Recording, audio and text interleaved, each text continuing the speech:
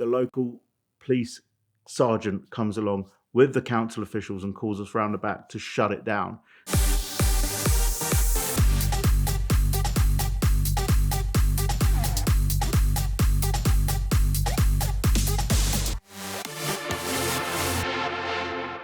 So COVID hits the UK and we're completely locked down, and I put on an illegal car show, which was fully legal, but illegal as far as the authorities were concerned. So let's take it back to lockdown 1. I own a hotel, Petrolheadonism. That's the global HQ for Petrolheadonism.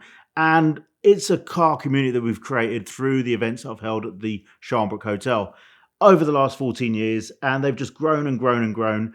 Lockdown hits and literally everything we do at the hotel's shut down.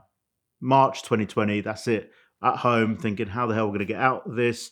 What's going to happen? You know, finances are stretched and business is zero. We come out of lockdown 1, this is July 2020, and we start off by diversifying what we're doing at the hotel with drive-in movie theatres. The UK rarely knew those, and we've put up our own with a scaffold. We've got sponsors all around it. We're doing small car club meets and bringing people together, but safely. So everybody drives in with a car, has a bench, has their pizza brought to their bench. And we're honestly just trying to keep it as safe as possible, but getting the car community out. So 4th of July, we're filming it for CNN. We've got cars coming up, 3 different car groups come throughout the afternoon. And then we've got about 50 supercars and American V8s, all sorts, bringing in an amazing scene for Cannonball Run on the big screen. And honestly, it was like a breath of fresh air being able to be liberated and enjoy cars again. We went through all that summer doing different small car club events, etc. And all of a sudden, because we're having so much activity where so many people have cancelled their events, we're hosting events at our hotel. We've got our COVID coverage. Everything's covered and signed off by the local council. We were getting a lot of heat for bringing people together because it was like no socialising or anything like that.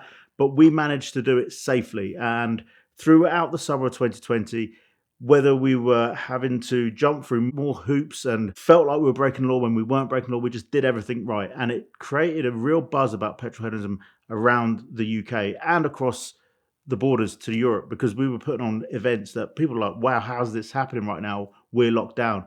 And I don't know if in the US you were locked down the same way, but we literally weren't allowed to leave the house unless you were going out for an essential journey. So it was a really difficult time. But out of that, I had to rethink everything I'd known beforehand. And Petrolheadonism.Club Limited in October 2020, when we were locked down again, was born. And it was really a foray into building up petrolheadonism as a brand, and something I'd hinted upon before.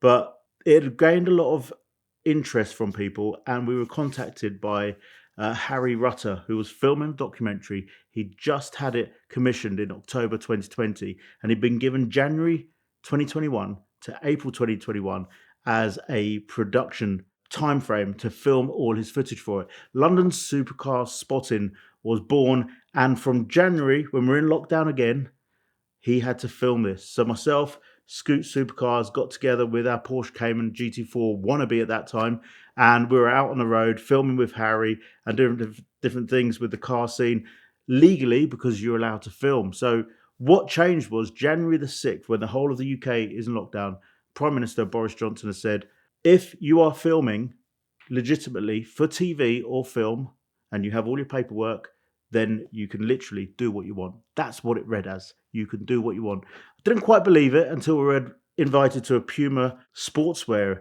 advert being filmed in a multi-story car park. And when I was there, the council officials were on the side and the police were on the side watching everybody behaving as normal. You had to wear your masks when you're off set, but when you're on set and you're filming, you acted as normal as if COVID never existed. So Harry said to me, we need Supercar Sunday footage.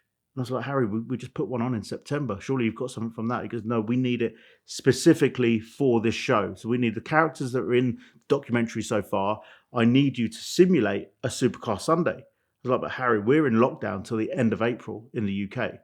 We need to put this on in lockdown. I don't know how we're going to do that. So he sent me the paperwork. We had a look through it and I was blown away. If we simulated a car show and we had cast, which are the supercar owners and their passengers, and we had crew, who are all the workers and the photographers and the spotters.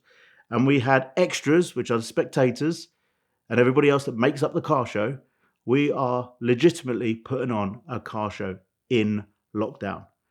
So the roads are empty, and all of a sudden, Sunday morning, 9:30, in the leafiest, greenest parts of North Bedfordshire, around the Sharples Hotel, you hear the sounds of V12s, V10s, V8s screaming down the road towards the hotel.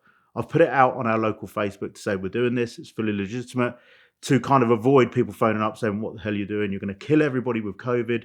We'd made sure everybody had registered, so we had everything covered in terms of all the COVID restrictions were covered, and we told the local police the night before. On that morning, we literally put on Supercar Sunday at its best. We had 600 people there that were there either as crew, extras. Everybody came together as if it was a real car show, but literally simulating a car show. From the spotters getting that footage, Harry, we had some unveilings of a new 488 Evo race car that had just been built by Deranged Motorsport. The footage was being taken by the spotters who were there in their masks, or there was drone footage going on. Everything came together. Even the police coming in to keep an eye on us driving through the show was absolutely ace footage. 2:30, the local police sergeant comes along with the council officials and calls us round the back to shut it down. So we presented them with a folder, all the paperwork, and it literally shut them up. So there we are, as you can see, Supercar Sunday happening in a full lockdown, fully legal car show at a time when nobody was allowed out of their houses unless they were going for legitimate reasons, working, etc. 10 weeks after the car show, it hasn't aired yet. It's coming to fruition very soon. It's going to be shown on Amazon and UK TV. But 10 weeks after, we lived through anxiety of expecting a £10,000 fine for organising a group activity during lockdown. And I heard from within the police that they literally could not find anything wrong with the paperwork. And Boris Johnson had literally signed it off for us.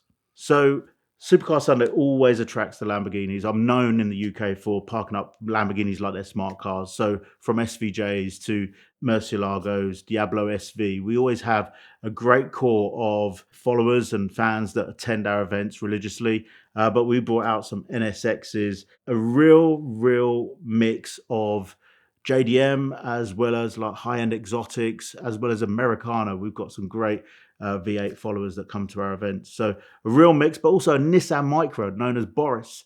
One of our friends, Jack McNeil, has 1.2 million subscribers on TikTok, and he built this car through asking his followers what he should do to the car. So there was Boris sat between two amazing Lamborghinis in our amazing enclosure, and it's going to be epic footage when it comes to the screens. So video production with Harry and the commission agreement that he had really kind of set off a ball rolling for us. We booked the runways. People weren't flying their planes, so runways were free. So we took on Turboston runway, and every time we brought together about 40, 50 cars, and people were able to race their cars on the runway like a drag strip legitimately because Harry was there with his film crew filming it. Now, as you know, anything you film may not always make it to the final production. So we were just filming as much as possible, and we had the paperwork in place, signed off by whoever owned the land, and we were practicing what we were doing, having fun legitimately. If the police turned up, often they'd look at the paperwork completely bamboozled by it, and they'd call their superiors to say, hey, we've got something going on here. We don't know if it's real or not. They're telling us, it's signed off by Boris Johnson. So next guy comes down, we have a good chat. And I've always had a lot of respect for the police because I know they're doing their job, and I've worked with them over the years to put on events safely. So come down, show them paperwork, we talk through it. Their only thing was they just want to make sure people weren't catching COVID, passing COVID on. And we made sure we told people the rules beforehand. One of the great things about using pre-booking sites is that people have to log on, they book, you have their details, you can send them the rules, you can ask them to social distance while they're there, wear masks in the necessary settings, and whatever the rules are of the venue you're using. They never found an issue with anything we were doing, and it was unreal when we came out of that. On the 12th of April, the UK opened up to a certain degree to outdoor events only. What we'd done in January to April, filming with Harry and all the social media we created across our platforms, from myself with Josh Scoot, really set up our year. And Petrolheadonism all of a sudden came out of the 12th of April opening with a massive boom. We went into the 19th of April with an event we sold out with Tucked Automotive. We set up events with the Max Power reunion. We had Petrolheadonism Live coming out in September for what would have been my biggest event. But between January and September, we hosted 30 diverse events for various car clubs, our Bar Festival, Calvin's Car Diary. So many different people came to our events, and we were doing it not only legitimately, but safely. And that was one of the things people had seen throughout our social media and everything we'd created during this time when content was dying because there's nothing to do. Everyone has seen we've done it safely, and that was something I was really proud of.